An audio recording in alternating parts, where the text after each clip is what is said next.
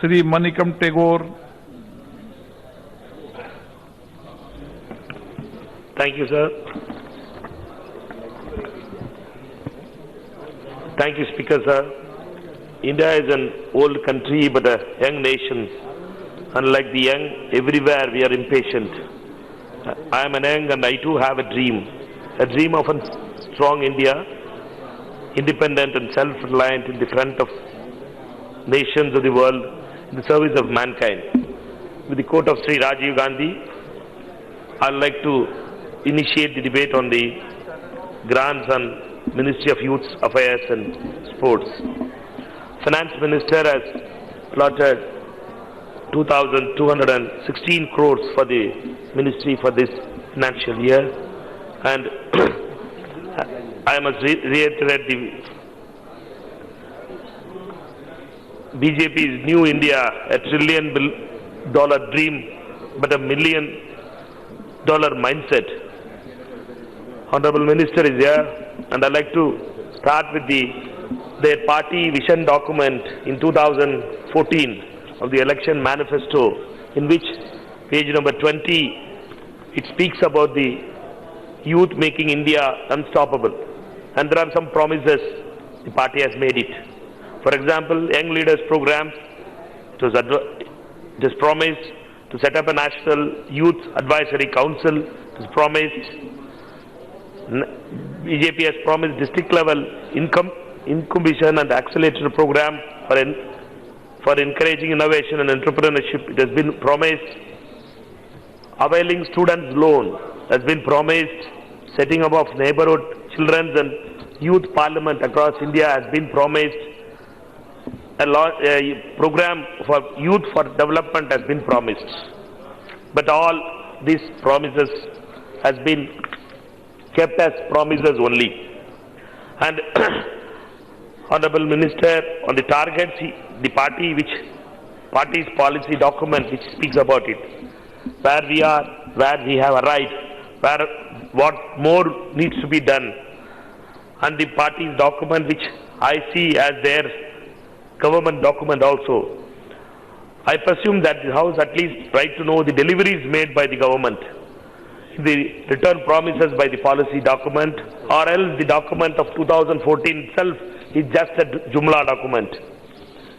After that also, in BJP's Sankalp Patra in 2019, page number 27, speaks about youth in governance.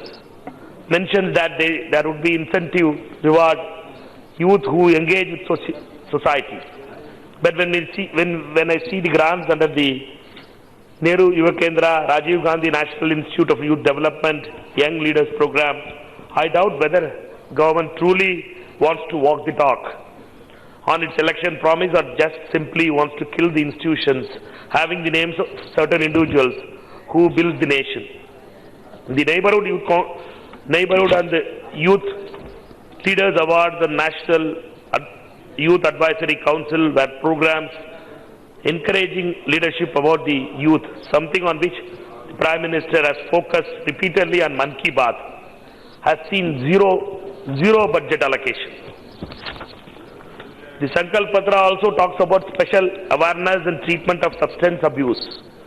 Though this is being predominantly a health issue, but it is high time we see abuses beyond the traditional scope. Substance abuse has become so normal that we started to take it for granted. Addressing the doping agencies issues, the budgetary allocation for anti-doping agencies is minimal. What we need for this issue is a dedicated awareness campaign. Advertisement and marketing, which the government is an expert, is the best alternative to propagate this message against substance abuse against the youth. But strikingly, the budget has minimum allocation for such informative spending, which programs like Beti Bachao, Beti Padhao have advertising budget more than the scheme itself.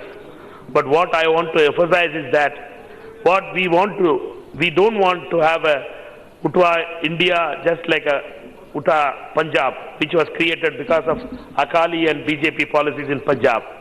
When we speak about youth hostels, it should form the core of the government strategy to boost its Sadbhavana scheme for Jammu and Kashmir students had already seen any capital allocation.